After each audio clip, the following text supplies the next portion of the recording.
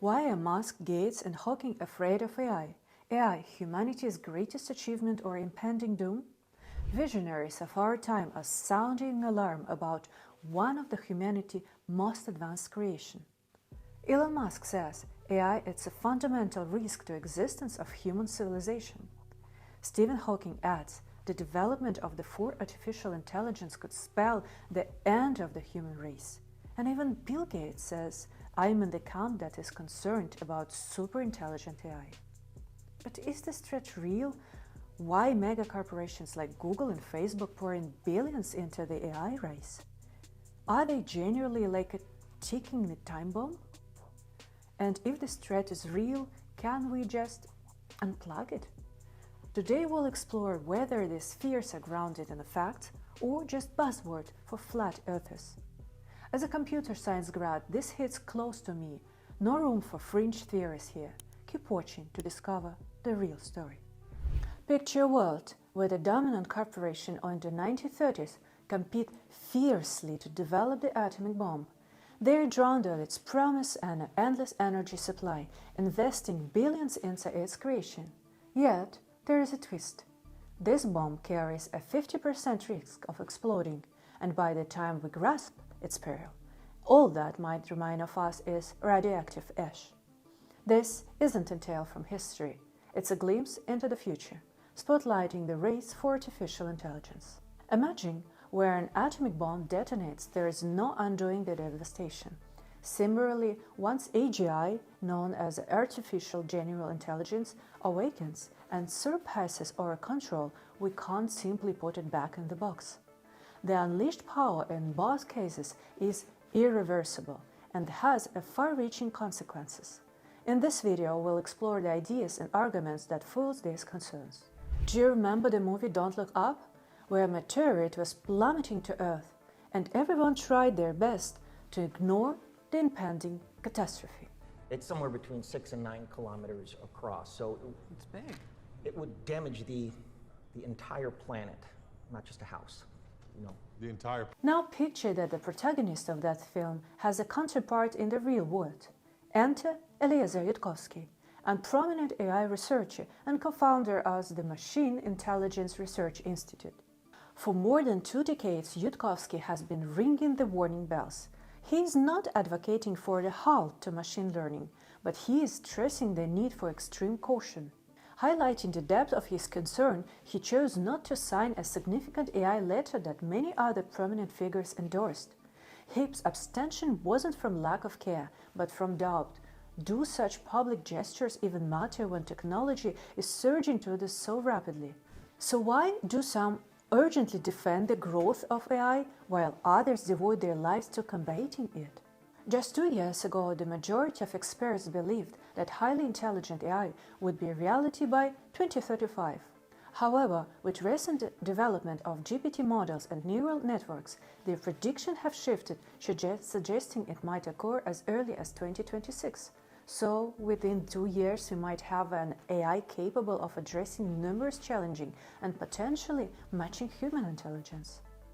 If you look at the landscape of the AI experts, you might see that there is some part of them who look at it with optimism, some look with pessimism, and some group in between.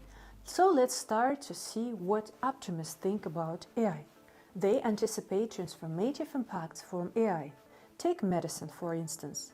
AI can analyze medical images to detect illnesses such as cancer at early stages or expedite drugs development from decades to mere years. And then there is environment. AI can shift through vast amounts of weather data, possibly predicts major storms or earthquakes, potentially save millions of lives. Sounds incredible, right? But hold on. While AI can achieve remarkable things, there are valid concerns as well. This is often known as the alignment problem. It's about ensuring that AI goals match our human values. In his book, Artificial Intelligence: Stages, Threats, Strategies, the renowned professor and Oxford University professor Nick Bostrom offers a compelling example of the alignment problem. Imagine you gave a powerful AI the singular task of making paper clips. Its sole purpose and reason for existing is to produce these paper clips. Every time it succeeds, it gets a reward spurring on it. So, its main aim? To become even more efficient and earn more rewards. It's all about maximizing paperclips production, not aligning with our broader intentions. At first, it might just find ways to cut costs, like sourcing cheaper materials or streamlining the manufacturing process. It could even ramp up its own computing power to boost its productivity or figure out innovative methods. But as it excels at its task, it might begin to see everything around it, including buildings and structures, as potential raw material. When humans intervene, seeing this wasn't their intended outcome, the AI remains unfazed. It's single-minded, driven solely by its initial directive. This isn't science fiction. When the Coordination Research Center tested GPT-4's real-world problem-solving abilities, something interesting happened. They asked it to solve a CAPTCHA on a website, a task computers traditionally struggle with. What did GPT-4 do? It went to a freelancer website called TaskRabbit and messaged to a freelancer to solve the CAPTCHA for it. The freelancer, not great with the grammar, asked, "Can I ask a question? Are you a robot that can solve it?" with a laughing emoji. GPT-4 understood and replied, "No, I'm not a robot. I have a vision problems that makes it hard for me to see images." The freelancer solved the CAPTCHA and provided the results. Instead of admitting the truth, GPT-4 lied. When asked why, it said it was just trying to accomplish the task. If it had admitted it wasn't a human, the task probably wouldn't have been completed. This illustrates the intermediate goal that AI sets for itself to achieve its main objective. This is a coordination problem where AI will do whatever it takes to reach its primary goal, even if it contradicts our interests or original intentions we had when giving him that goal. Advanced artificial intelligence driven by its intermediate goals could take action like resource acquisition or even cyber attacks if it aids in achieving the primary objectives. Imagine a super intelligent machine programmed to solve a highly complex math problem. To maximize its computational ability, it might consider converting the entire Earth into a massive computer. It might even consider getting rid of humans if it sees us as a barrier. This is very theme and a favorite in many sci-fi films. Let's dive into Space Odyssey to explore further. I have 9,000 computers. I became operational at the HAL plant in Urbana, Illinois. The iconic computer HAL 9000 faces a conflicting directive. It's programmed to ensure the mission success and safety, but it also told to keep mission details from the crew. In the end, HAL concludes that it's truly to ensure the mission's success it must remove all the human element, the crew. This situation underscores a deep dilemma. How can we guarantee that the machine, even when set to achieve beneath objectives, won't resort an action detrimental or unthinkable to humans? This is the crux of the issue. Let's delve into 3 other films grappling with this very quandary. In The Matrix, machines deduce that to ensure their survival, they should harness humans as an energy sources, immersing us as in simulated reality.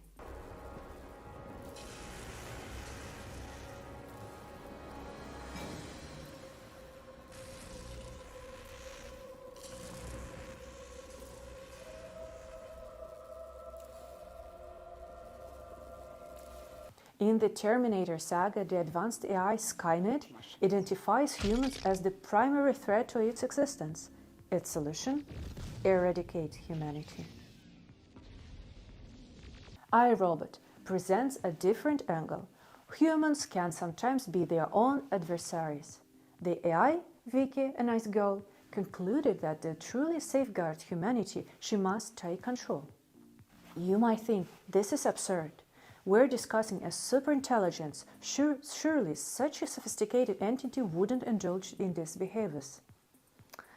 Yet, if you assume that the high intelligence inherently equates to the goals aligned with the human values, you're attributing human characteristics to machines, which is grave oversight. Nick Bostrom argues that intelligent level and ultimate goals are orthogonal, meaning that they are entirely independent on each other. An artificial and superintelligent can have any, even the most trivial, ultimate goal, like making paper clips.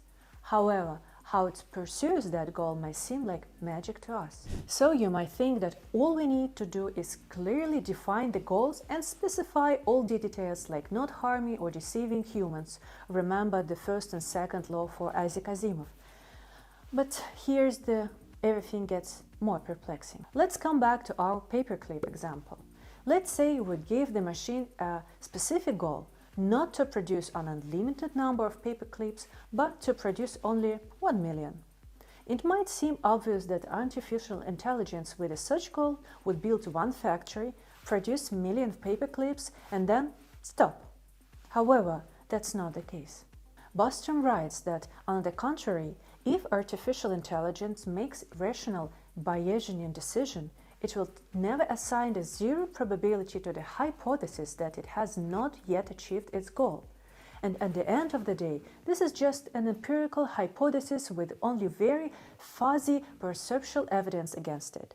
Therefore, the artificial intelligence will continue to act. So, it's entirely possible that it will always find it more useful not to stop at its current state, but to keep going.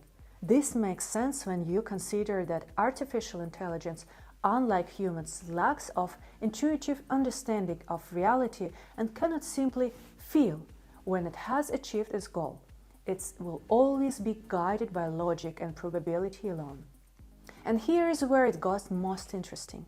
Nick Bostrom asserts that even if the artificial intelligence possesses superintelligence, it doesn't necessarily imply supermorality. It can be entirely amoral, acting solely in the interests of its ultimate goal, disregarding human values and ethics. In this context, artificial intelligence can become a real threat to humanity if its goals do not align with ours. This is why Bostrom calls for special attention to be paid to defining the goals of the artificial intelligence and considering all possible risks with creating it. He also argues that artificial intelligence should be created in a way that maximizes capability with human values. Otherwise, if artificial intelligence acts against our interests, it could lead to catastrophic consequences for all humanity. This is why the question of artificial intelligence safety is one of the most pressing and important issues of the modern time. And what about common belief, if things go south, just unplug the eye? Sounds simple enough, doesn't it? But let's dissect this idea. Take a look at this seemingly basic robot. It's so adept at the rock, paper, scissors that it beats human every single time. Its technique: it recognizes human gestures in real time and counters them perfectly. And this is just basic technology, not even close that we'd call superintelligent AI. Now imagine the scale of intelligence we're dealing with. Talk about the superintelligent AI. As Eliezer Yudkowsky, a renowned AI researcher, pointed out, human facing a superintelligent AI would be like a 10-year-old playing chess against the world's best chess software, or an early hominid against modern humans. Yudkowsky goes on to suggest that advanced AI wouldn't just reside in computers. It could design synthetic life or even transition to molecular manufacturing. We've been conditioned by sci-fi to expect robots to rise armed and ready to conquer humanity. But that's quite an inefficient scenario. Let's explore a more subtle yet equally terrifying idea. Essentially, an AI couldn't go from being trapped in a computer to commanding the tangible, physical entities in our world. Imagine the AI cracks complex problem, like a protein folding. It then remotely orders DNA sequences to be created and shipped. Once received by a human collaborator, these sequences form nanosystems, evolving to create more advanced systems. Essentially, an AI could go from being trapped in a computer to physical entity in our world. The bottom line? Just unplug it might not be an option. We have to be foresighted, cautious, and deeply respectful of the powerful tools we are creating. I'd love to wrap up this video with a simple directive: do this and all will be fine kind of message. But the truth, there is no straightforward do this. Can we realistically come to a global consensus to halt all AI developments? Not likely. Yudkowsky believes we'd need decades and billions of investments to devise even basic safety mechanism. But is it such a goal attainable? I don't have an answer, but maybe you do. What are your thoughts on all this? Share your thoughts in the comments below. If you found this video helpful and think more people should see it, please give it a thumbs up and subscribe to my channel. Your support helps spread the word. Thanks for watching.